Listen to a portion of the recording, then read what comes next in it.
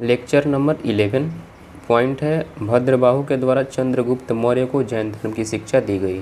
अगला पॉइंट है चंद्रगुप्त मौर्य ने जीवन के अंतिम दिनों में जैन धर्म को अपनाकर श्रवणबेलगोला चले गए।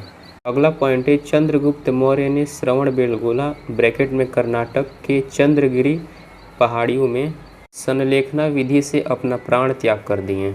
अगला पॉइंट है 298 ईसा पूर्व चंद्रगुप्त मौर्य के मृत्यु के बाद मगध का राजा बिंदुसार बने। अगला पॉइंट है बिंदुसार। अगला पॉइंट है यूनानी लेखकों ने बिंदुसार को अमित्रघात या अमित्रोचेटस कहा है, जिसका अर्थ होता है शत्रुओं का नाश करने वाला। अगला पॉइंट है बिंदुसार ने आजीवक संप्रदाय को अपनाया। आजीवक संप्रदाय के संस्थापक मखली गोसाल थे। आजीवक संप्रदाय में पृथ्वी पर होने वाले तमाम परिवर्तन को पहले से ही निश्चित बताया गया है। अगला पॉइंट है बिंदुसार के शासनकाल में तक्षशिला में विद्रोह हुआ, जिसे दबाने के लिए बिंदुसार ने अपने बड़े बेटे सुसीम को भेजा। अगला पॉइंट है तक्षशिला में पुनः विद्रोह हुआ, इस बार विद्रोह को दबाने के लिए अशोक को भेजा गया। अगला पॉइंट है बिंदुसार के शासनकाल के दौरान सीरिया के राजा एंटीओकस ने राजदूत डाइमेकस को मगध भेजा। अगला पॉइंट है बिंदुसार ने सीरिया के राजा से 3 मांगे रखी। पहला सूखा अंजीर, दूसरा मीठा शराब या मदिरा और तीसरा पुरोहित या दार्शनिक। अगला पॉइंट है सीरिया के राजा के द्वारा सूखा अंजीर और मीठा शराब का मांग पूरा किया गया, लेकिन पुरोहित या दार्शनिक की मांग पूरी नहीं की गई। अगला पॉइंट है लगभग 273 ईसा पूर्व बिंदुसार का मृत्यु हो गया। इसके बाद अगले कुछ वर्षों तक मगध के उत्तराधिकारी के लिए संघर्ष चलता रहा। अगला पॉइंट है 269 ईसा पूर्व मगध का राजा अशोक बना। अगला हेडिंग है अशोक। अगला पॉइंट है मगध के उत्तराधिकारी के संघर्ष में अशोक ने अपने 99 भाइयों की हत्या कर मगध की गद्दी को प्राप्त किया। अगला पॉइंट है अशोक का अन्य नाम देवनामप्रिय या प्रियदर्शी भी मिलता है, जिसका अर्थ होता है देवताओं का प्रिय।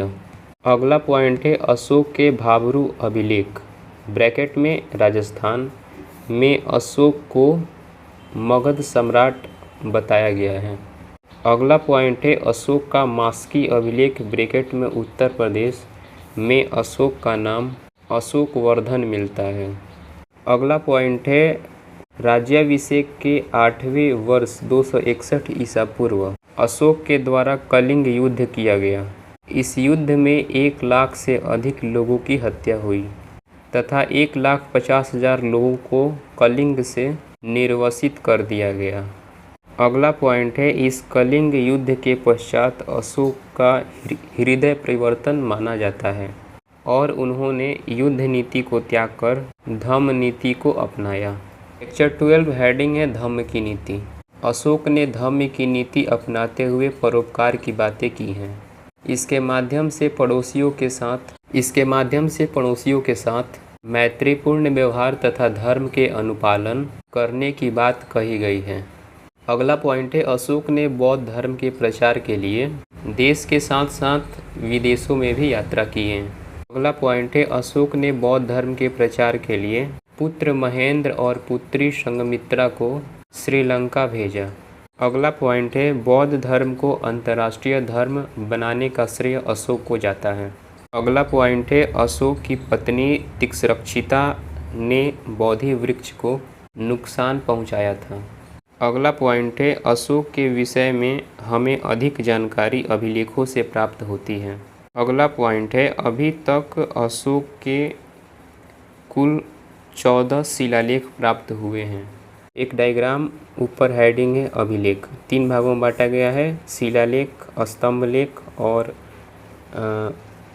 गुहालेख। ठीक है, शिलालेखों की संख्या कितनी है? 14। स्तंभलेखों की संख्या है 7। अगला पॉइंट है अभी तक अशोक के 14 शिलालेख प्राप्त हुए हैं, जिसमें बिहार से प्राप्त शिलालेख नवीनतम जानकारी के अनुसार सासाराम ब्रैकेट में रोहतास से अशोक के शिलालेख मिले हैं। अगला पॉइंट है अब तक अशोक के कुल 7 स्तंभ लेख की जानकारी मिली है जो कि देश के 6 अलग अलग स्थानों से प्राप्त हुआ है। पहला रामपुरवा अभिलेख बिहार के पश्चिमी चंपारण में स्थित है। दूसरा लौरिया नंदनगढ़, यह पूर्वी चंपारण में स्थित है। तीसरा अरेराज, यह भी पूर्वी चंपारण में है। अगला पॉइंट है अशोक के द्वारा आजीवक के निवास के लिए बराबर की पहाड़ियों में 4 गुफाओं का निर्माण कराया गया। पहला लोमस ऋषि, दूसरा सुदामा गुफा, तीसरा करण चौपर और चौथा विश्व झोंपड़ी। अगला पॉइंट है अशोक के पौत्र दशरथ के द्वारा नागार्जुन पहाड़ियों में आजीवक के निवास के लिए 3 गुफाओं का निर्माण कराया गया। अगला पॉइंट है नागार्जुन पहाड़ियाँ बराबर की पहाड़ियों से लगभग 1.5 से 2 किलोमीटर की दूरी पर स्थित है। ये दोनों पहाड़ियाँ बिहार के जहानाबाद जिले में स्थित हैं। दशरथ के द्वारा 3 गुफाओं का निर्माण कराया गया जो इस प्रकार है। पहला है गोपिका गुफा, दूसरा है वापियान गुफा और तीसरा है विदेथिका गुफा। अगला पॉइंट है मौर्य वंश का अंतिम शासक वृद्धरथ था। अक्षर 13 हेडिंग है मौर्योत्तर काल। अगला पॉइंट है मौर्य साम्राज्य के पतन के बाद मगध पर मौर्योत्तर काल का आरंभ हुआ। अगला पॉइंट है मगध की स्थिति जितनी तेजी से मजबूत हुई थी मौर्योत्तर काल में मगध की स्थिति उतनी ही जर्जर हो गई। अगला पॉइंट है 185 ईसा पूर्व मगध पर पुष्यमित्र शुंग के द्वारा मौर्य वंश के अंतिम शासक वृद्धरथ की हत्या कर शुंग वंश की स्थापना की गई। अगला पॉइंट है पुष्यमित्र शुंग ने अग्निमित्र के नेतृत्व में विदिशा ब्रैकेट में मध्य प्रदेश के लिए अभियान चलाया। इस अभियान में यूनानियों को हराया गया तथा विदिशा मगध में शामिल हो गया। अगला पॉइंट है शुंग वंश के शासनकाल में पहले मगध की राजधानी पाटलिपुत्र रही लेकिन बाद में मगध की राजधानी विदिशा को बना दिया गया।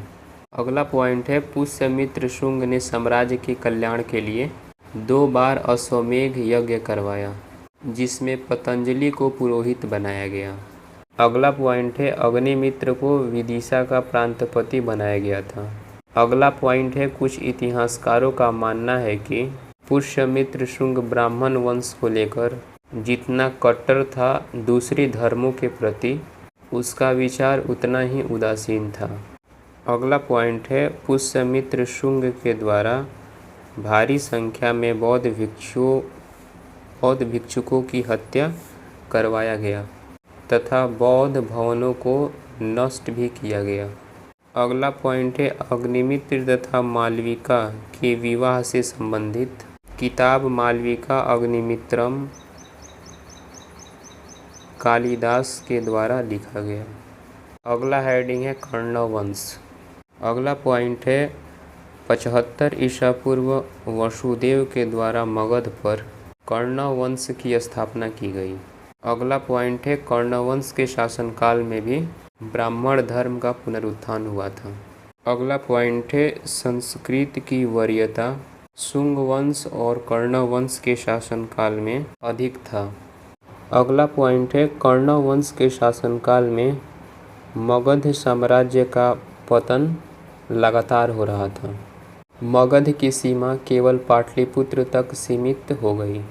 अगला पॉइंट है मगध की स्थिति सर्वाधिक दयनीय मौर्योत्तर काल में कर्ण वंश के शासनकाल में हुआ।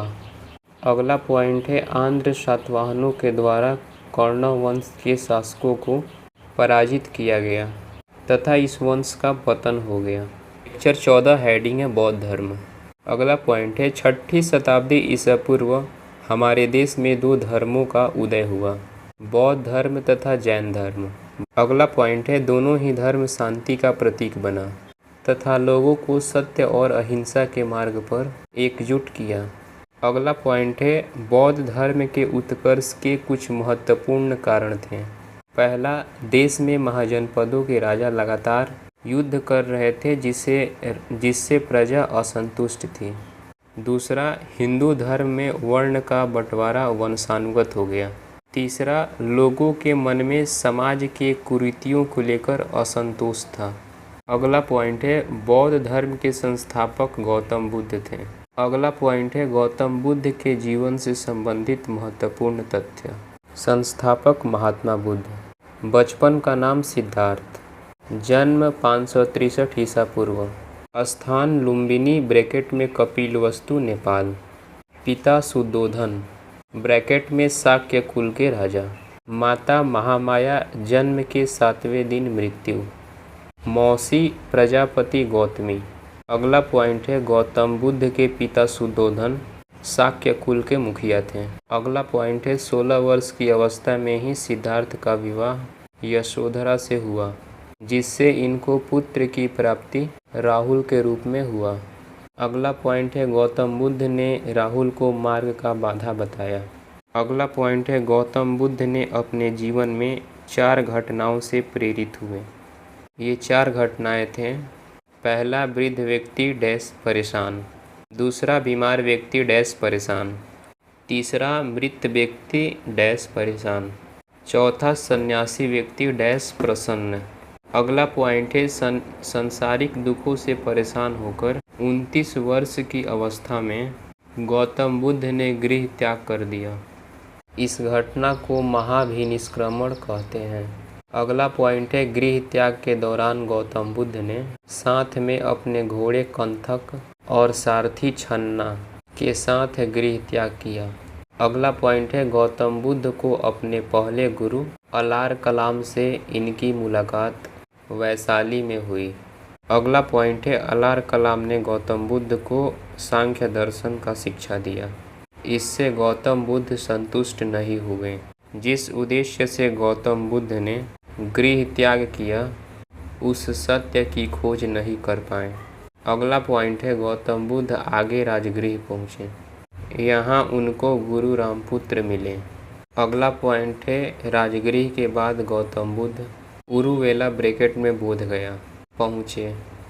6 वर्ष के तपस्या के बाद गौतम बुद्ध बोध गया में निरंजना नदी के तट पर पीपल के वृक्ष के नीचे ध्यान में लीन हुए।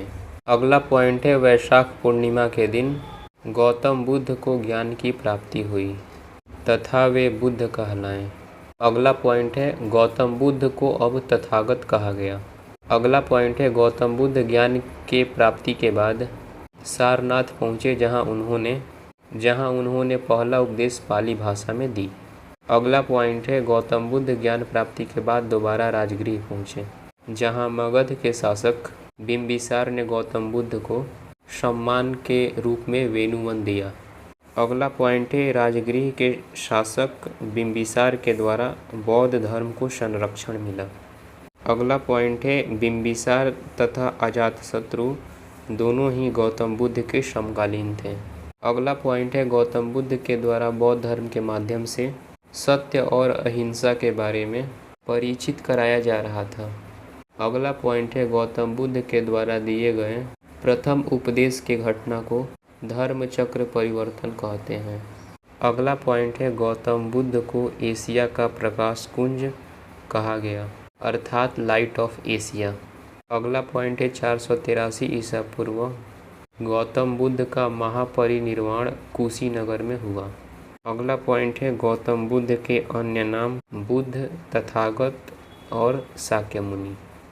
लेक्चर 15 हेडिंग है बौद्ध संगीतिया। पहली बौद्ध संगीति 483 ईस्वी में आयोजित हुआ था राजगृह सप्तकर्णी गुफा में। शासक थे अजातशत्रु और अध्यक्ष थे महाकश्यप। इस बौद्ध समिति में सूत पिटक विनय पिटक का संकलन किया गया था। दूसरी बौद्ध समिति 383 ईसा पूर्व आयोजित हुआ था वैशाली में और संरक्षण किसने किया था? कालाशोक ने। इसमें अध्यक्ष थे शबाकमीर। इस बौद्ध समिति में अस्थावीर और महासंघिक 2 शाखाओं अलग हुए। तीसरा बौद्ध संगीति 255 ईसा पूर्व कहाँ पे हुआ था? तो पाटलिपुत्र में हुआ था। और इसमें संरक्षण किसने किया था? किस शासक के द्वारा? तो अशोक के द्वारा। और अध्यक्ष बनाए गए थे मोगलीपुत्तिस। इस बौद्ध समिति में अभिधम्म पिटक का संकलन किया गया था। चौथी बौद्ध समिति 1ली शताब्दी में हुई थी। कहाँ पे? कुंडलवन, कश्मीर में। ठीक है। संरक्षक कौन थे? तो कनिष्क थे। ठीक है। और इसमें अध्यक्ष बनाया गया था वसुमित्र को और उपाध्यक्ष बनाया गया था अश्वघोष को। इस बौद्ध समिति में बौद्ध धर्म 2 शाखाओं में विभाजित हुआ, हीनयान और महायान। अगला हेडिंग है त्रिपिटक। बौद्ध धर्म से संबंधित एक धार्मिक ग्रंथ जिसमें धर्म से संबंधित नियमों को बताया गया है। अगला पॉइंट है, ये 3 ग्रंथ है। पहला सुत्त पिटक, इसमें बौद्ध धर्म से संबंधित प्रवचनों को संकलित किया गया है। दूसरा विनय पिटक, इसे अनुशासन की पोटली भी कहते हैं क्योंकि इसमें बौद्ध भिक्षुकों के दैनिक जीवन में नियंत्रित करने वाले नियमों को बताया गया है। इसे प्रथम बौद्ध संगीति में संकलित किया गया था। इसका संकलन उपाली ने किया था। तीसरा है अभिधम्म पिटक, इसमें बौद्ध धर्म से संबंधित कठोर नियमों को संकलित किया गया है। इसे उच्च सिद्धांतों की टोकरी भी कहते हैं। अगला हेडिंग है बौद्ध धर्म में त्रिरत्न, बुद्ध, धम्म, संघ। अगला पॉइंट है बौद्ध धर्म में त्रिरत्न का अर्थ है मैं बुद्ध के शरण में हूँ, मैं धर्म के शरण में हूँ तथा मैं धर्म के संघ में हूँ। अगला पॉइंट है चौथे बौद्ध समिति के बाद बौद्ध धर्म 2 शाखाओं में बट गया, हीनयान और महायान। अगला हेडिंग है हीनयान। यह बौद्ध धर्म की सबसे प्राचीन शाखा है जिसमें गौतम बुद्ध को आदर्श माना गया तथा गौतम बुद्ध को महापुरुष समझकर धर्म का अनुसरण किया गया। अगला पॉइंट है हीनयान में धर्म का अनुसरण करते हुए व्यक्तिगत मोक्ष की प्राप्ति की जा सकती है। अगला पॉइंट है हीनयान शाखा के लोग भारत के अलावे श्रीलंका, थाईलैंड, कंबोडिया, म्यांमार में ज़्यादा निवास करते हैं। अगला हेडिंग है महायान शाखा। अगला पॉइंट है वर्तमान में यह बौद्ध धर्म का सबसे बड़ा संघ है। अगला पॉइंट है बौद्ध धर्म के महायान शाखा में गौतम बुद्ध को भगवान के रूप में माना जाता है तथा इनकी पूजा की जाती है। अगला पॉइंट है वर्तमान में बौद्ध धर्म के महायान शाखा में ही सर्वाधिक धर्म का प्रचार भी किया जाता है। अगला पॉइंट है इस शाखा के मानने वाले लोग चीन, जापान, कोरिया आदि देशों में रहते हैं।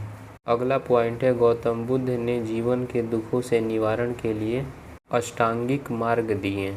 यह अष्टांगिक मार्ग है, पहला सम्यक दृष्टि, दूसरा सम्यक संकल्प, तीसरा सम्यक वाणी, चौथा सम्यक कर्म, पांचवा सम्यक आजीविका, छठा सम्यक प्रयास और सातवां सम्यक स्मृति और आठवां सम्यक समाधि। अगला हेडिंग है बौद्ध धर्म से संबंधित प्रतीक। पहला गौतम बुद्ध का जन्म, कमल का फूल। दूसरा गृह त्याग डैश घोड़ा। तीसरा ज्ञान की प्राप्ति डैश बोधि वृक्ष। चौथा महापरिनिर्वाण डैश स्तूप। अगला हेडिंग है बौद्ध धर्म से संबंधित निर्माण। पहला है चैत्य, यह बौद्ध धर्म में पूजनीय स्थल होता है। दूसरा स्तूप, गौतम बुद्ध के मृत्यु के बाद उनके अवशेषों को कई जगह पर स्थापित किया गया जहां स्तूप का निर्माण हुआ। गौतम बुद्ध के जीवन से संबंधित कई स्थानों पर स्तूप का निर्माण कराया गया। तीसरा है स्तंभ, बौद्ध धर्म के प्रचार प्रसार के लिए विशेषकर इसका निर्माण किया जाता था। स्तंभों पे धर्म से संबंधित नियमों का उल्लेख भी प्राप्त हुए हैं। लेक्चर 16 हेडिंग है जैन धर्म। पहला पॉइंट, जैन की उत्पत्ति जीन शब्द से हुई है जिसका अर्थ होता है विजेता। 6ठी शताब्दी ईसा पूर्व कई धर्मों का उदय हुआ जिसमें जैन धर्म भी प्रमुख था। अगला पॉइंट है जैन धर्म के उत्थान में तीर्थंकरों की भूमिका महत्वपूर्ण होती थी। अगला पॉइंट है जैन धर्म में कुल 24 तीर्थंकर हुए। अगला पॉइंट है इस धर्म के पहले तीर्थंकर ऋषभदेव थे जिन्हें जैन धर्म का संस्थापक माना जाता है। अगला पॉइंट है दूसरे तीर्थंकर अजितनाथ थे। अगला पॉइंट है तीसरे तीर्थंकर संभवनाथ थे। अगला पॉइंट है 23वें तीर्थंकर पार्श्वनाथ थे। इन्होंने जैन धर्म में 4 शिक्षाएं दी। पहला सत्य, दूसरा अहिंसा, तीसरा अस्तेय अर्थात चोरी न करना, ठगी न करना तथा किसी को बहलाना फुसलाना नहीं। चौथा है अपरिग्रह अर्थात धन जमा न करना। अगला पॉइंट है जैन धर्म के 24वें तीर्थंकर महावीर स्वामी जैन शिक्षाओं में 5वां शिक्षा ब्रह्मचर्य को जोड़ा। अगला पॉइंट है वर्तमान में जैन धर्म में कुल 5 शिक्षाएं दी जाती हैं। अगला पॉइंट है जैन धर्म के 24वें तीर्थंकर महावीर स्वामी को इस धर्म का वास्तविक संस्थापक माना जाता है। अगला हेडिंग है महावीर स्वामी। जन्म 540 ईसा पूर्व। पिता सिद्धार्थ ब्रैकेट में जातक कुल के राजा। स्थान कुंडग्राम ब्रैकेट में वैशाली। माता त्रिशला, पत्नी यशोदा, पुत्री प्रियदर्शना। महावीर स्वामी के बचपन का नाम वर्धमान। अगला पॉइंट है 30 वर्ष की अवस्था में महावीर स्वामी ने गृह त्याग किया। अगला पॉइंट है 12 वर्ष की तपस्या के बाद 42 वर्ष की अवस्था में महावीर स्वामी को ऋजुपालिका नदी के तट पर जाम्भिक गांव में साल के वृक्ष के नीचे ज्ञान की प्राप्ति हुई, जिसे केवल्य कहा जाता है। अगला पॉइंट है महावीर स्वामी ने अपना पहला उपदेश राजगृह में दिया, जो कि प्राकृत भाषा में थी। अगला पॉइंट है बौद्ध धर्म तथा जैन धर्म में स्थानीय भाषाओं में ही उपदेश दिया जाता था, जिस कारण से ये दोनों धर्म लोगों को अधिक आकर्षित किया। अगला पॉइंट है ये प्राकृत भाषा अर्धमगधी भाषा थी। अगला पॉइंट है 668 ईसा पूर्व महावीर स्वामी का अगला पॉइंट है 468 ईसा पूर्व महावीर स्वामी का महापरिनिर्वाण पावापुरी नालंदा में हुआ। अगला हेडिंग है जैन सभाएं।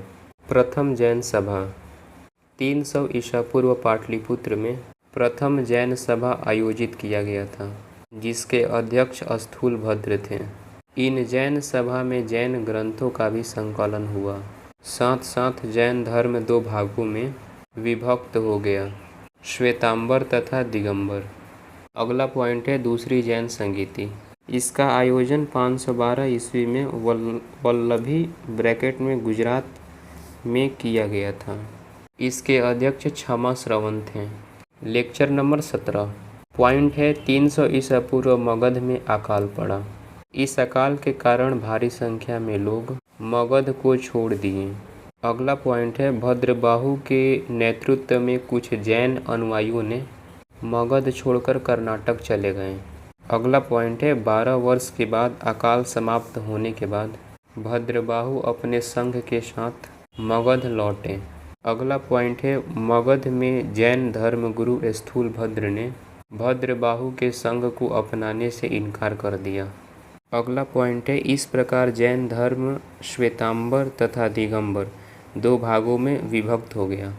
अगला हेडिंग है श्वेतांबर। पहला पॉइंट जैन धर्म के इस शाखा के लोग श्वेत वस्त्र धारण करते हैं। इस शाखा के संस्थापक स्थूलभद्र थे। तीसरा पॉइंट मोक्ष की प्राप्ति करना दिगंबर की तुलना में आसान है। चौथा पॉइंट है श्वेतांबर शाखा में जैन धर्म की 4 शिक्षाओं की वरीयता है: सत्य, अहिंसा, अपरिग्रह और अस्तेय। 5वां पुरुष और महिला दोनों को मोक्ष की प्राप्ति संभव है। अगला हेडिंग है दिगंबर। पहला पॉइंट इस शाखा के लोग निर्वस्त्र रहते हैं मोक्ष प्राप्ति के लिए। दूसरा पॉइंट भद्रबाहु के नेतृत्व में दिगंबर शाखा की स्थापना की गई। तीसरा पॉइंट मोक्ष प्राप्ति के लिए कठोर नियम बनाए गए हैं। चौथा पॉइंट मोक्ष की प्राप्ति के लिए जैन धर्म के 5 महाव्रत का पालन करना अनिवार्य है: सत्य, अहिंसा, अस्तेय, अपरिग्रह और ब्रह्मचर्य। 5वां पॉइंट है केवल पुरुष को मोक्ष की प्राप्ति संभव बताया गया। महिलाओं को मोक्ष की प्राप्ति के लिए पुनर्जन्म पुरुष में लेने के बाद ही संभव बताया गया है। अगला हेडिंग है जैन धर्म के त्रिरत्न। पहला सम्यक ज्ञान, दूसरा सम्यक आचरण और तीसरा सम्यक दर्शन। अगला हेडिंग है कुषाण वंश। पहला पॉइंट है कुषाण विदेशी हैं। इस वंश के संस्थापक भारत में कुजुल कडफिसेस था। अगला पॉइंट है कुषाणों का शासनकाल पश्चिमोत्तर भारत में विशेषकर हुआ। अगला पॉइंट है कुषाणों के प्रसिद्ध शासक कनिष्क के दरबार में जाने माने चिकित्सक चरक रहा करते थे। अगला पॉइंट है कुषाणों ने गुप्त शासकों को सामंत बनाकर मगध भेजा। अगला पॉइंट है मगध पर पहला गुप्त शासक श्रीगुप्त का शासन प्रारंभ हुआ। लेक्चर 18 हेडिंग है गुप्त साम्राज्य।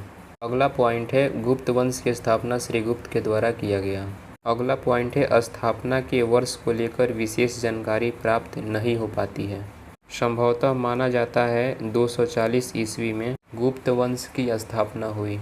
अगला पॉइंट है श्रीगुप्त ने कुषाणों के सामंत बनकर मगध पर शासन किया। अगला पॉइंट है श्रीगुप्त ने महाराजा की उपाधि धारण की। अगला पॉइंट है श्रीगुप्त का पुत्र घटोत्कच ने भी कुषाणों के सामंत रहकर ही मगध पर शासन किया। ये नियमित रूप से कुषाणों को कर दिया करते थे।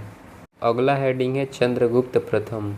पॉइंट है इन्होंने गुप्त वंश को कुषाणों से पूर्णतः स्वतंत्र कर लिया। इस प्रकार गुप्त वंश के वास्तविक संस्थापक चंद्रगुप्त मौर्य थे, चंद्रगुप्त प्रथम थे। अगला पॉइंट है चंद्रगुप्त प्रथम ने महाराजा धीराज की उपाधि धारण की। अगला पॉइंट है चंद्रगुप्त प्रथम का विवाह लिच्छवी की राजकुमारी कुमार देवी से हुआ। अगला पॉइंट है यह गुप्त वंश का पहला शासक था जिसने सोने के सिक्के चलवाए, जिसके एक ओर राजा रानी तथा दूसरी तरफ लक्ष्मी जी के चित्र बने होते थे। इन्होंने मगध के राजधानी को पाटलिपुत्र बनाया। अगला हेडिंग है समुद्रगुप्त। पॉइंट है इन्हें कविराज की उपाधि मिली थी क्योंकि ये वीणा बजाने में निपुण व्यक्ति थे। इस बात की जानकारी इनके सिक्कों से मिलती है। अगला पॉइंट है ब्रिटिश इतिहासकार स्मिथ ने समुद्रगुप्त को भारत का नेपोलियन कहा, अर्थात एक महान शासक से तुलना की गई। अगला पॉइंट है समुद्रगुप्त की मां कुमार देवी लिच्छवी की राजकुमारी थी, जिस कारण से इन्हें लिच्छवी दोहित्र भी कहा जाता है।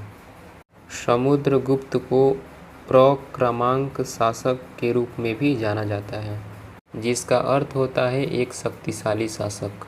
अगला हेडिंग है चंद्रगुप्त द्वितीय।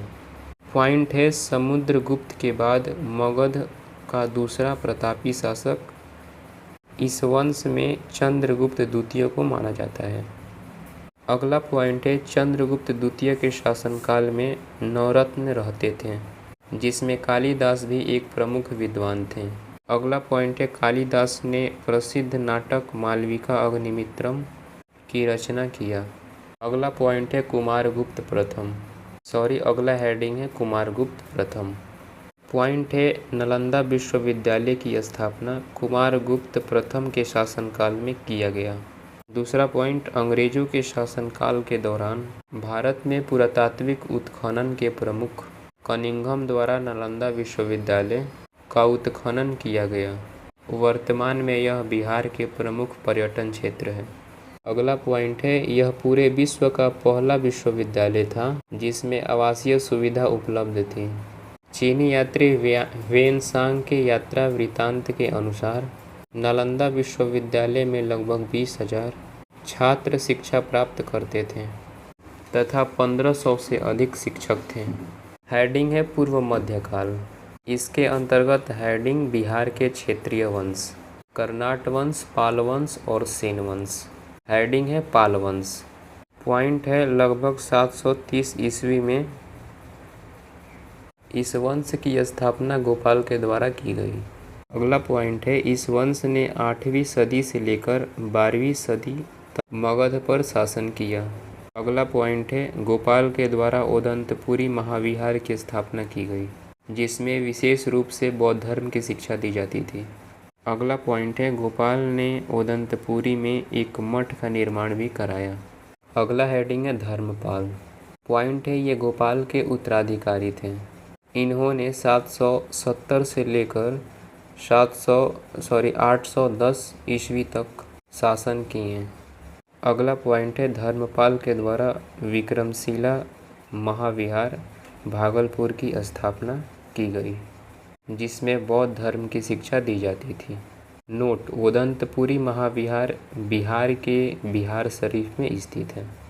अगला पॉइंट है धर्मपाल बौद्ध धर्म के एक प्रमुख संरक्षक भी माने जाते हैं, जिन्होंने बौद्ध शिक्षाओं के साथ साथ बौद्ध भिक्षुकों को संरक्षण दिया।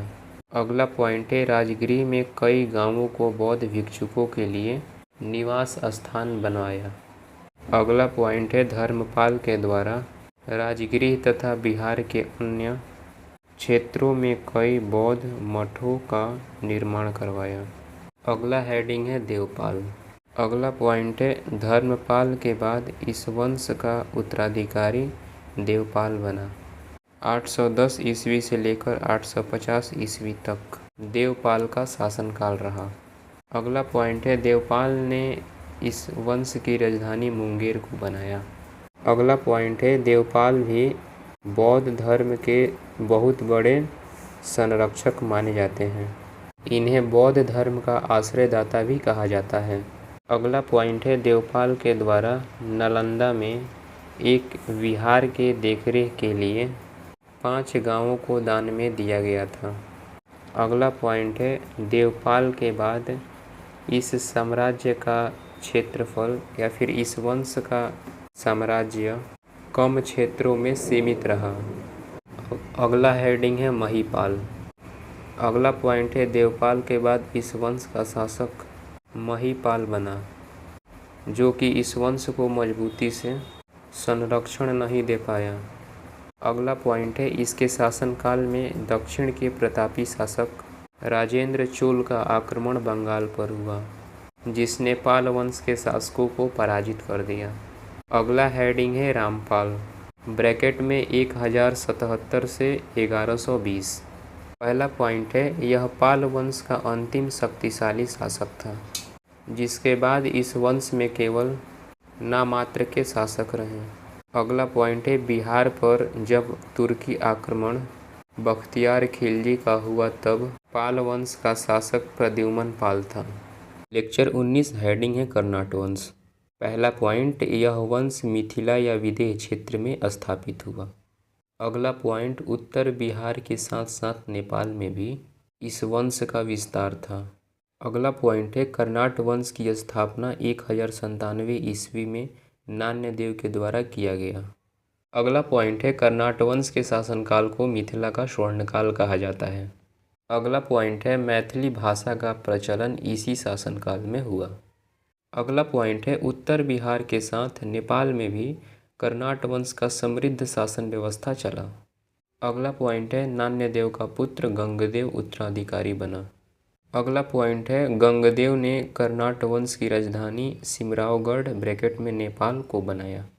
अगला पॉइंट है गंगदेव के शासनकाल में ही इस वंश के दौरान सर्वाधिक विस्तृत क्षेत्र था।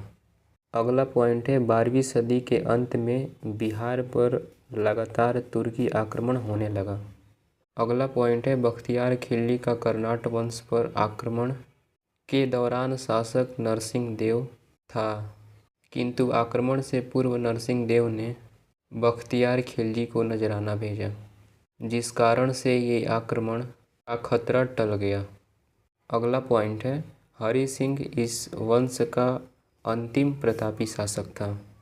अगला पॉइंट है 1324 ईस्वी में दिल्ली सल्तनत के शासक गियासुद्दीन तुगलक का बंगाल अभियान चला, जिसके दौरान गियासुद्दीन तुगलक ने बिहार पर भी आक्रमण किया। इस समय कर्नाट वंश का शासक हरि सिंह था, जिसमें हरि सिंह की हार हुई तथा वो नेपाल चला गया। अगला पॉइंट है 14वीं सदी के अंत तक इस वंश का पूर्णतः पतन हो गया। अगला हेडिंग है बिहार का सेन वंश। पहला पॉइंट है यह मुख्य रूप से बंगाल से नियंत्रित होने वाला वंश था, जिसका प्रशासन का केंद्र बंगाल का लखनौती था। अगला पॉइंट है सेन वंश के शासनकाल के दौरान राजधानी लखनौती को बनाया गया। अगला पॉइंट है सामंत सेन के द्वारा इस वंश की स्थापना 11वीं सदी के आरंभ में किया गया। अगला पॉइंट है 11वीं तथा 12वीं सदी में समृद्ध शासन व्यवस्था स्थापित रहा। अगला पॉइंट है 12वीं सदी के अंत में तुर्की आक्रमण बख्तियार खिलजी का हुआ।